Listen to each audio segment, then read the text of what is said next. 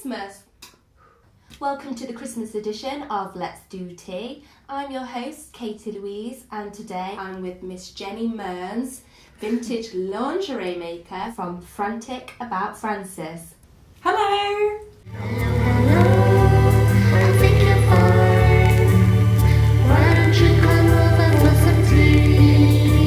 And a chat with me. Ducky, put the kettle on. Jenny, how did Frantic About Frances all begin? It basically began about 2.5 years ago. I was quite unwell at the time for various sort of reasons, and one of my best friends actually sort of dragged me out of the house to a car boot sale, which was a little bit random. I didn't really want to go at all. But anyway, whilst I was at the car boot sale, I found a vintage lingerie book, and I kind of fought with my friend over it because she wanted it, but I ended up getting it, luckily. And so it all sort of began from that, just that one sort of outing did sort of change my life really. Yeah, I got it home and I just started flicking through it and looking at the different patterns and the different sort of cuts throughout the decades really, and I just sort of thought maybe that's something I could try out. And as I was unwell, I just sort of spent the time cutting out patterns, adapting patterns, drafting patterns up, doing little prototypes and then tweaking the patterns and seeing sort of what, I don't know, like what silhouettes sort of worked and what looked nice. And it was just a hobby to begin with. And then I sort of thought maybe this could be more than a hobby really. But now it's turned into a business. What era do you think that most of your lingerie is based upon? Definitely the 50s is where I get most of my inspiration from. Just really sort of influenced by like pin-up girl style, sort of bullet bras, high-waisted knickers, sort of deep suspender belts. I think back in the 50s they covered up more because the bras were slightly more, I don't know, fuller. They had more to them. Yeah. And but it was kind of sexier. What was your vision for Frantic About Frances? I think really it was to create a lingerie label that was fun. That was like the main thing. I wanted it to be fun and sort of accessible. Initially it started off just handmade knickers. Sort of each pair was different. Each pair was sort of had vintage lace and was sort of customised. And I still do the odd complete one-off pair of knickers, but now because I'm sort of growing the business and it's more, you know, I get repeat orders and things like that. Now it's more sort of pin-up girl style, and I obviously release sort of spring, summer and autumn winter collections.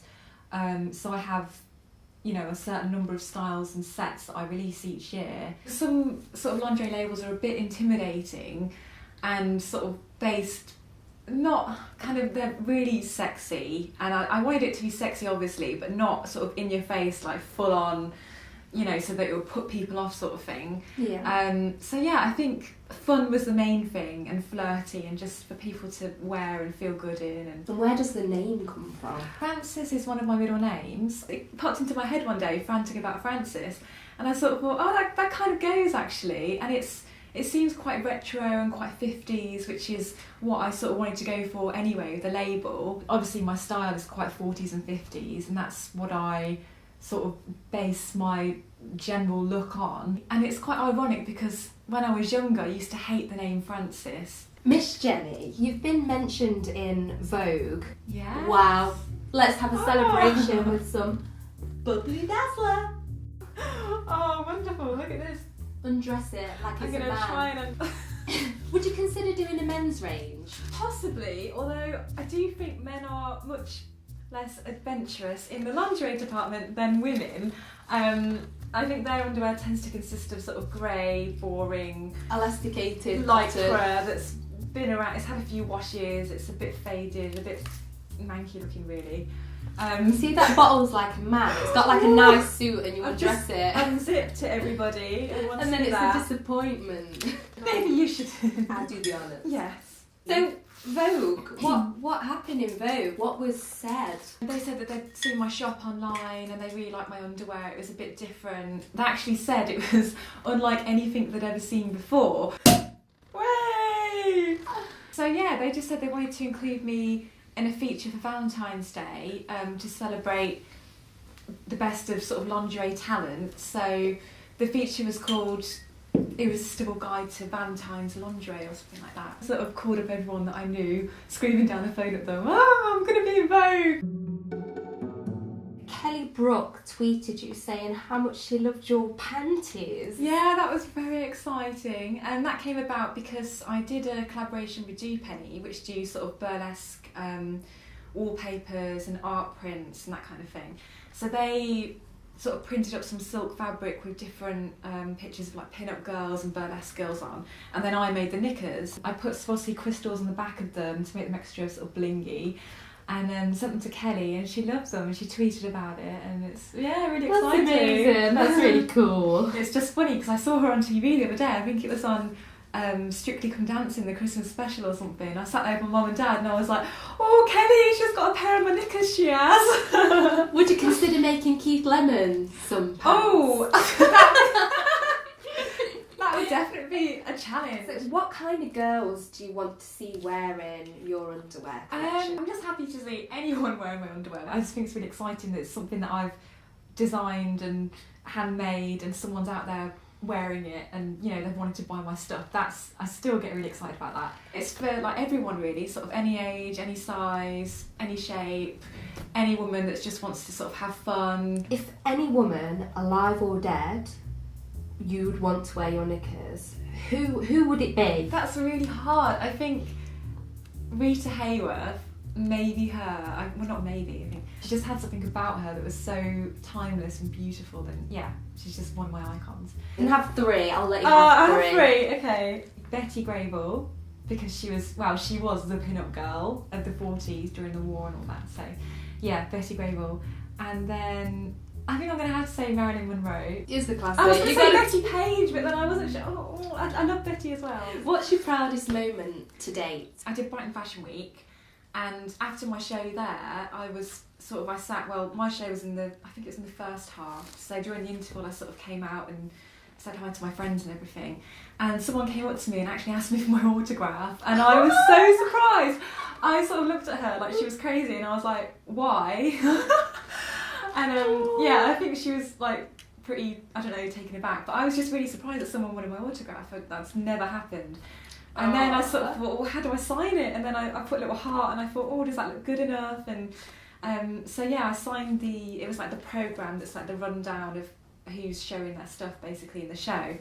I just always remember that moment. Who are the Frantic Femmes, and how do you become one? That came about because a PR company emailed me sort of in the summer just saying, oh, we've heard that you know a lot of models that sort of model underwear, blah, blah, blah, and we need some girls to do some promotional events for us. And I sort of thought, okay, PR companies contacted me for that kind of thing, maybe I could set up my own little pin-up girl troupe. Basically, it's just girls that have sort of modelled for me in the past that quite enjoy hanging out in their underwear. They sort of usually wear Frantic About Frances underwear, and then their usually sort of duties are required, a cigarette girl tray, handing out things. What are the requirements? What do you need to be one of these babes? Someone that's like confident, and obviously confident enough and happy to be sort of strutting around in their underwear. You need to be quite a happy person and quite chipper and chirpy. Happy, that's what we like. Where can we buy your panties? There's about 4 or 5 shops in Brighton that stock my stuff. Each one has different ranges. There's a shop in London that stocks me as well, and then I've just got a new stockist in Cardiff. And of course, online, I've got my own online shop, which you can find pretty much the full range, so that's probably the best place to go. And how do you compare with other sort of vintage inspired lingerie stockists out there, such as what Katie did and Stockings and Romance? Company wise, they've got 10 plus years head start on me, which is a lot when you talk about sort of fan base and customers and obviously profit and sales. But I think the main difference, as well as obviously being designed and handmade by me, is that most of my collections are based on sort of retro, sort of 50s style cotton prints, and none of the companies are doing that. And I sort of sat down and I researched when I sort of set up the company, sort of thinking, where do I want to go? I thought, okay, there's a gap, I'm going to be in that gap and I'm going to fill it. And then I realised, okay, no one's doing sort of quirky printed cottons they're all doing sort of satin, which I have used as well, which because it's nice and it's a bit Sexy. yeah, a bit of sexiness. But I think I'm more well known for sort of the ditzy, sort of like floral prints, polka dots, that kind of thing. Cutesy. Yeah, it's like kitchen cutesy. And also the prints, the cotton prints that I get, they're manufactured by a company that was based sort of in England, and now they're no longer in production. You get the odd roll of fabric sort of here and there that's really rare to find. So I sort of snap it up and I'm like, oh my god, I'm going to have that. And the designs are actually based on sort of 50s prints anyway. So yeah, there we go. So now you've filled that gap. 2013, are you going to take over the world? Yeah, that's my evil plan. Take over the world with underwear. Yeah, definitely. I mean, I've achieved so much last year. It's just amazing, and I just want to do that and more this year. I've got loads of plans, like I'm going to do more sort of pop-up shops, because I think that's quite a good thing to do, and people can actually see the underwear in person rather than online. And yeah, I've got plans actually to get an agent to be stocked in the USA.